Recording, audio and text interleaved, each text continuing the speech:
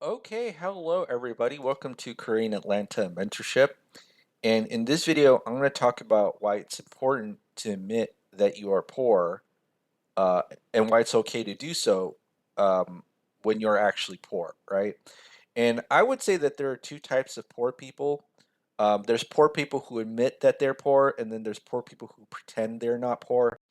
The vast majority of people fit in this category.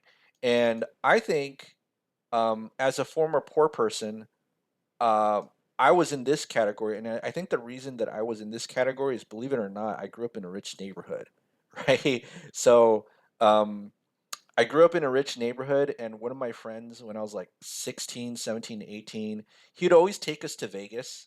Like, he would always take us to Vegas and be free, and we go to like all the fancy restaurants, exclusive hotels that you could even like book a room on a website, and it would be all free, at least for us. He'd just like pay for it. And so, coming from that type of background, um, I never like admired being rich because being rich has its own set of problems, right? If I talk about that same friend who brought us to Vegas, I think he honestly is having health problems and is depressed, right? And he lives at home. So if you think, oh man, if I had a bunch of money, money would solve my problems, that's actually not true, right? And I talk about this from the perspective of having grown up in a rich neighborhood. And one of the reasons I actually came to Georgia is not because I really was like, thinking this is the best place on earth. It's because I feel like back in California, where I'm from, everybody would criticize me for just like sharing some ideas, trying some new things. And so it was kind of like me trying to escape that critical environment. Because there's that phrase, and this isn't directly related to what I'm going to talk about now, about how you're not in a profit in your hometown. But I honestly think like your hometown will be the place that rejects any sort of change or improvement or ideas that you share the most, right? And so that's why I came here, but I suffered a lot trying to make it here because I didn't understand like certain social dynamics. So when I first came here, I was like taking minimum wage jobs because I have no qualm about taking minimum wage jobs. And I worked in fast food, I worked in restaurants, I worked in trying to do like water filter sales. I remember like when I got hired for a water filter sales job, the guy who hired me was like gone. I was like, oh, I'm not going to be at the company anymore, even though like when I interviewed you, I told you this was the best company ever. Like it was a very bizarre uh very bizarre things I had to encounter, and so I was just like, "Oh my goodness, I'm going crazy here, because I'm working these poor people jobs." And I'm not saying that in a derogatory way or minimum wage. And see, there's like a couple of negatives that come from working a minimum wage job that is not related to pay.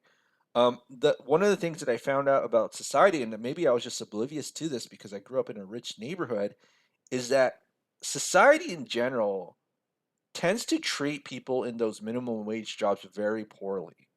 Like they shouldn't almost exist on this earth.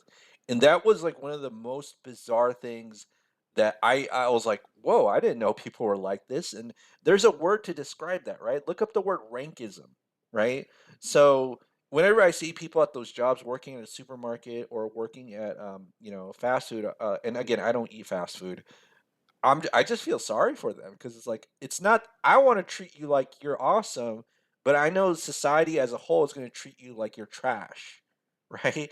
And this is why so many poor people pretend not to be poor just because society as a whole criticizes you for something that's outside of your control, right? So when I was poor, I clearly remember that when I was like telling other people, "Oh yeah, I'm not making enough money, financial difficulties." It almost felt like other people wanted to attack me for that and implying that there's something wrong with me rather than just trying to find solutions, right? I just thought that was really bizarre. And again, I came from a rich neighborhood, so I never saw poor people that way just because I had rich people problems growing up, right? And so when you kind of work those jobs, it's like a whole different universe. And it's like, what the F is this? Right. And so I think because a lot of poor people are socialized and conditioned to think that there's something wrong with them. That's why I think the vast majority of them pretend to not be poor. Like I remember when I worked in like retail or in fast food, I'd see people working like $9 an hour jobs and having iPhones, and it's like, how did you afford this? I can't even afford my $400 a month rent.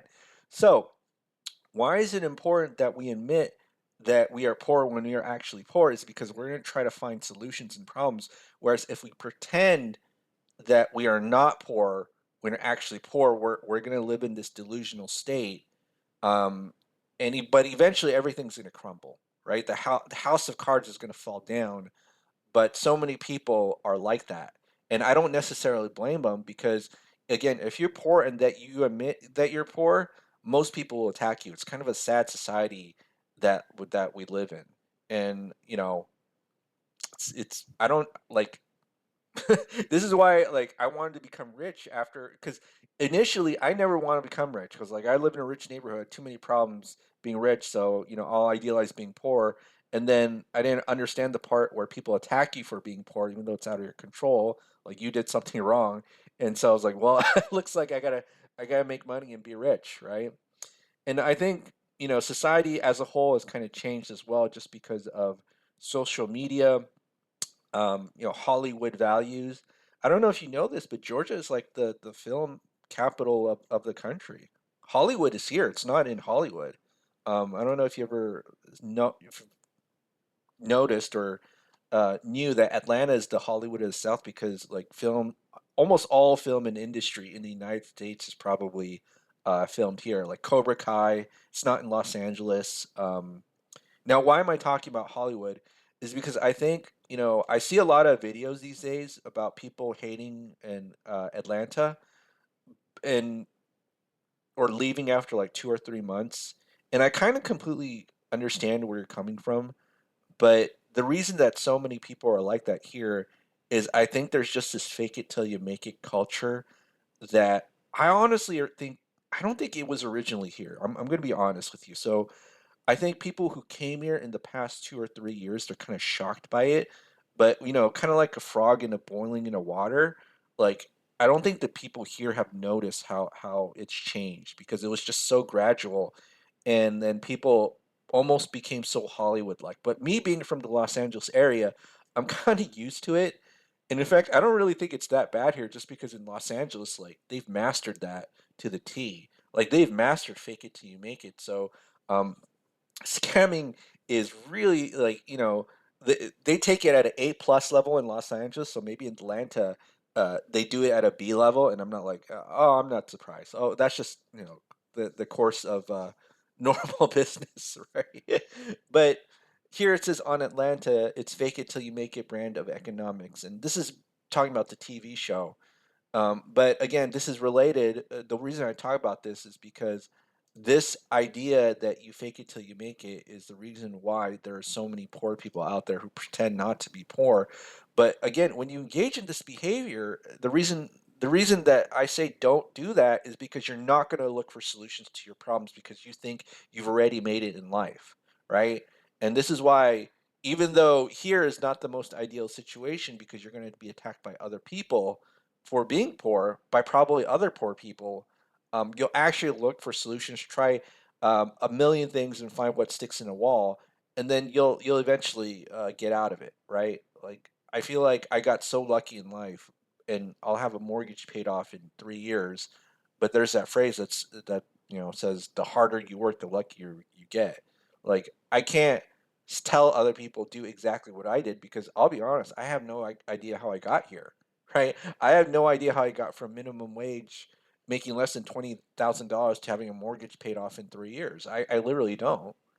But I think what's really important is our philosophy on how we deal with life's problems. So when I was poor, I just admitted to everybody I was poor so I could look for people who could possibly help my problems, even though 97% of them were completely unhelpful, right? 97% of them. But at least, the 3% opportunity, you just got to take, you just gotta take it for what it is, right? So just to kind of end this video, let's just go to ChatGPT, right? And let's just ask ChatGPT some topics about this. So if most people are broke, and we kind of talked about this in previous videos about how 70% of people in this country are paycheck to paycheck, why do they try to keep up in appearances? Let's take a look at that. Oh, did I spell appearances wrong? Okay, let's go ahead and ask ChatGPT. It's funny how ChatGPT like knows human psychology so well. Like even the machine knows that humans are just trying to fake it every day. It's so sad. And I don't know if you ever used this function, but if you click here, read aloud, the text to voice functionality nowadays is really good. So it sounds like a real human. So let's go ahead and read this, or get ChatGPT to read this. People often try to keep up appearances for various psychological, social, and cultural reasons. Here are some common factors. 1. Social pressure. Society often values material success and outward appearances. People might feel pressured to conform to these standards to be accepted and respected by their peers. 2. Self-esteem. Maintaining appearances can be a way for individuals to boost their self-esteem and feel better about themselves. Possessions and outward displays of wealth can give a temporary sense of accomplishment and pride. 3. Perceived success. People might believe that appearing successful will lead to real success. This can include better job opportunities, business prospects, or social connections. 4. Cultural norms. In some cultures, there is a strong emphasis on status symbols and outward displays of wealth. People may feel obligated to uphold these norms to fit in with their cultural or community expectations. 5. Fear of judgment. Fear of being judged or looked down upon by others can drive people to maintain a certain appearance. This fear can be especially strong in close-knit communities or social circles. 6. Marketing and media influence. Advertising and media often promote a lifestyle that equates happiness and success with material possessions. This constant exposure can create a desire to mimic these portrayed lifestyles. 7. Personal relationships. People may want to maintain appearances to impress potential partners or keep up with friends and family who might have higher standards of living. 8. Avoiding negative stereotypes. People might fear being associated with negative stereotypes about poverty or financial struggle. Maintaining appearances can be a way to avoid these associations. All right, so now let's ask, is this common in Atlanta? Let's do that. Oh, ChatGPT knows it's already common. Yes, it is common. That's so funny. I could probably put Los Angeles too, so I'm not gonna pick on Atlanta. I feel like Atlanta is like, in terms of bizarre behavior, is the baby brother of Los Angeles, right? So none of this really bothers me, and I think if people really went to Los Angeles, they'd be in for a real culture shock. But let's go ahead and click read aloud. Yes, the phenomenon of maintaining appearances despite financial difficulties is common in Atlanta, as it is in many other urban areas. Atlanta, known for its diverse population and vibrant cultural scene, has a mix of affluent neighborhoods and areas with lower economic status. Here are a few reasons why this might be particularly relevant in Atlanta. 1. Cultural diversity. Atlanta's diverse cultural landscape includes various social norms and expectations, some of which emphasize outward displays of success and wealth. 2. Economic disparities. The city has significant economic disparities, with affluent areas like Buckhead contrasted with lower-income neighborhoods. This can create social pressure to appear more successful, particularly in mixed social settings. 3. Entertainment industry influence. Atlanta is a major hub for the entertainment industry, including music, film, and television. The influence of celebrities and media can amplify the desire to keep up appearances. 4. Professional networks. As a major business and economic center in the Southeast, professional networking in Atlanta can be highly competitive. People may feel the need to present themselves as more successful to advance their careers. 5. Social media impact. Like many other cities, the influence of social media in Atlanta can drive people to showcase a certain lifestyle, even if it doesn't match their financial reality. The pressure to keep up with influencers and peers can be strong. 6. Cultural events and social scene. Atlanta hosts numerous cultural events, festivals, and social gatherings. The desire to fit in and be perceived favorably in these settings can lead to efforts to maintain appearances. Overall, the social dynamics and economic factors in Atlanta can contribute to the prevalence of people trying to keep up appearances despite their financial situations. So as we can see here, um, I think social media and then the entertainment industry kind of has accelerated that type of culture. Now, let me just ask one last question. In what other cities is this behavior exhibited? So let's see outside of Atlanta where we can kind of find this behavior. And again, I'm not picking at Atlanta, but it's just a very common theme where if you have an urban uh big city environment, then people are very they're they how do I explain this? They feel pressure to appear successful, right?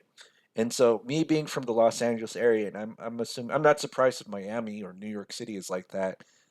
We mastered this to the T, right? So you know, but it's just a trend with just big city behavior, along with certain industries having an influence in your society and culture, along with social media, right? But so in conclusion, right, that's how we end any school essay.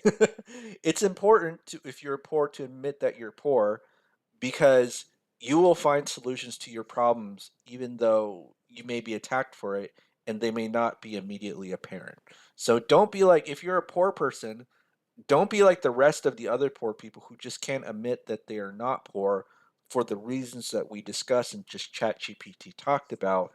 Remember, you will actually find solutions to your problem if you live in reality, right? All right, well, that's it for this video. This is Korean Atlanta Mentorship. Have a great day, and we'll speak next time.